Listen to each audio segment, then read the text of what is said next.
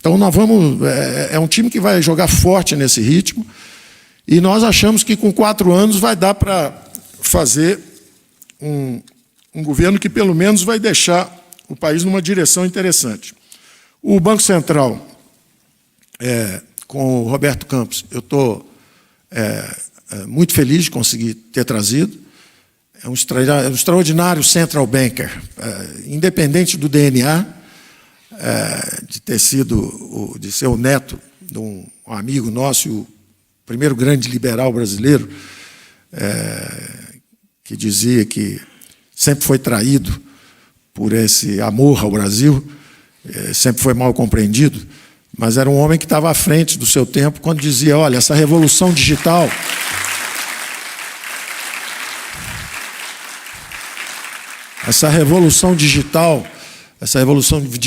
de informática, tudo isso, na verdade, na época era informática, agora mais recente é digital, na época era informática.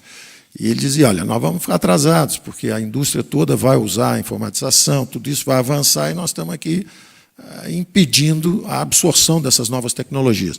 O Marcos Troirro, que é o homem responsável pela nossa abertura da economia, sabe que, e diz sempre também, que a abertura é tridimensional. Nós vamos abrir comércio de bens e serviços, mas estamos de olho também nas novas tecnologias e estamos de olho também nos investimentos diretos. E aí a nossa parceria com o Ministério de Minas e Energia, Ministério de Infraestrutura, porque nós queremos as concessões, as privatizações, nós queremos o crowd-in. Tem trilhões de dólares no mundo inteiro querendo participar do aumento de produtividade da economia brasileira, querendo entrar, e nós com uma dificuldade nova em desregulamentar, uma enorme dificuldade em desregulamentar, em aceitar o capital de fora para acelerarmos o crescimento econômico. E principalmente nessa área, porque se o nosso governo está sendo transformado, se era um governo que fazia infraestrutura durante o governo militar, e ele vai ser transformado num governo segundo o Pacto Federativo, esse é o algoritmo de transformação. Como é que transforma de um regime politicamente fechado, que investiu em infraestrutura, num regime politicamente aberto, que descentraliza recursos para estados e municípios, e esse dinheiro, então, vai para a área social, para a saúde, para a educação, para a segurança? Como é que você faz essa transformação com esse Pacto Federativo? Tudo bem, nós vamos fazer isso politicamente. Na hora que isso começa a fazer, quem vai fazer o crowding? Como é que vai ser o financiamento? Evidentemente, os grandes grupos privados, que hoje preferem ser rentistas, mas têm uma base de capital importante.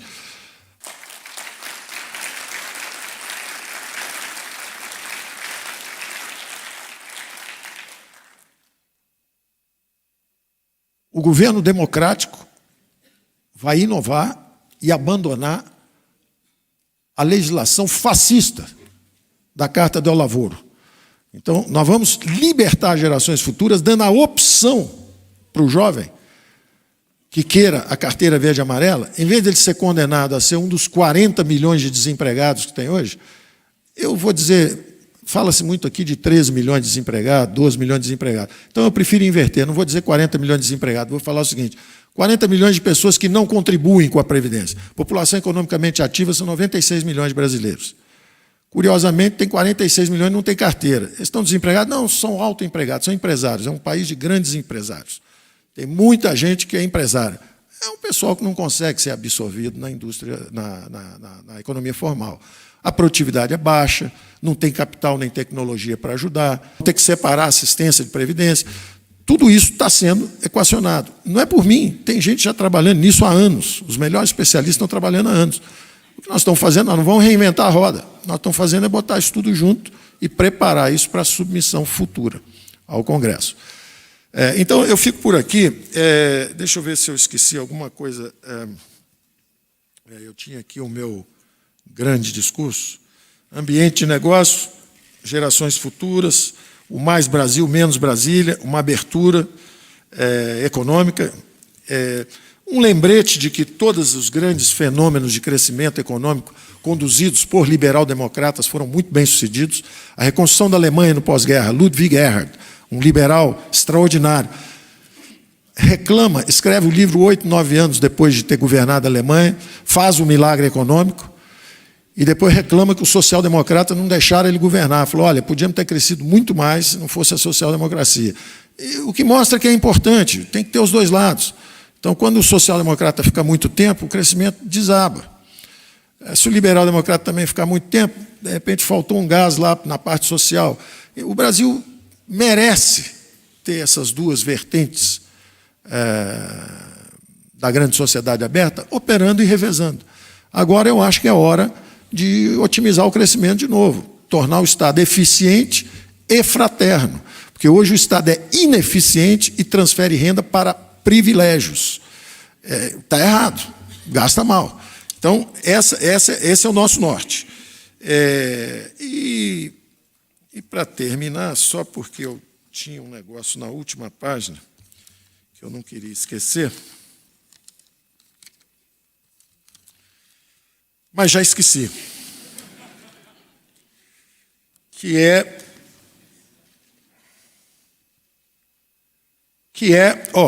era só o seguinte: eu estava dando os exemplos dos países que deram certo. Então, foi o pacto dos liberais democratas na Alemanha, na reconstrução da Alemanha, foi um fenômeno extraordinário, depois exibido nas vitrines socialistas, depois que teve um crescimento extraordinário e a Alemanha se reconstruiu, e virou uma economia dinâmica, recuperou a dinâmica de crescimento, aí aparece a social-democracia, começa a dividir aquilo, tudo bem, bota a lojinha lá, inaugura e entrega o que foi produzido antes.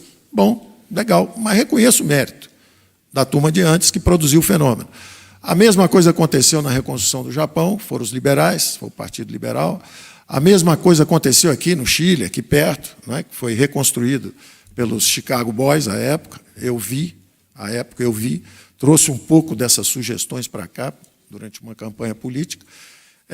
Então, eu vejo o futuro com olhos otimistas. Eu acho que o Brasil tem uma democracia forte o suficiente para nos recuperar dos próprios erros. Quando a gente comete um erro, congela preço, deu errado, vai para uma hiperinflação. Nós fomos para uma hiperinflação e saímos aprendendo com nossos erros.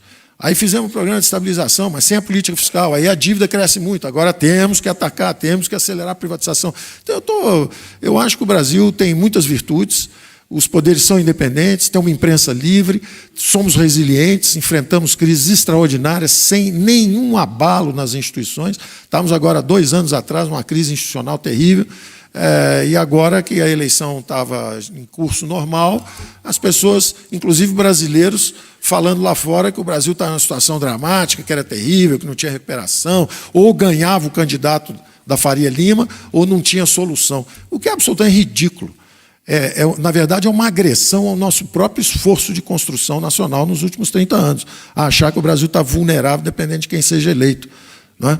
Nós somos um país de tradição já democrática consolidada, o presidente tem um compromisso com as instituições democráticas, e eu acho que nós temos toda a razão para olhar com alguma segurança para o futuro.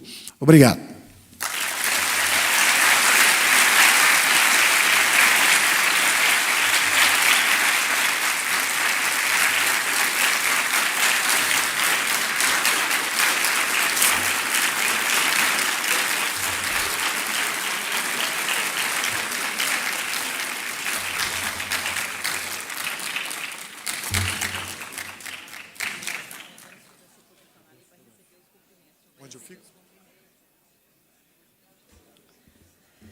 Neste momento, agradecemos ao ministro José Múcio Monteiro, presidente do Tribunal de Contas da União, que muito gentilmente cedeu este espaço para a realização do evento.